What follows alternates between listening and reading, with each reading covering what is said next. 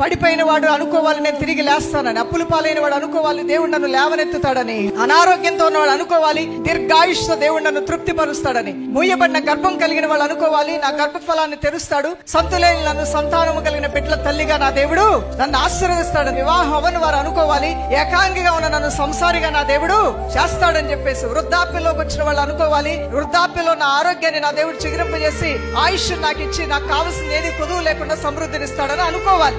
అలా కాకుండా ఎప్పుడు చింతతో బాధతో అన్ని నేను పోగొట్టుకుంటాను, ఆరోగ్యం పోగొట్టుకుంటాను, నేను ఎప్పుడు చచ్చిపోతాను, నా గుండెల్లో దడొచ్చేస్తుంది, రేపు ఎల్లుండి నేను చచ్చిపోతానేమో, అప్పులు పాలైపోతానేమో అంటే నువ్వు ఏది భయపడతావు అది నేను ఎత్తి మీదకి వచ్చే అవకాశం. అందువల్ల భయాన్ని తరిమివే, అనుమానాన్ని తరిమివే, చింతను తరిమివే, ఆ స్థానంలో ఆశీర్వాద వచనాలు నీ నోటితో పలకటం ప్రారంభించు.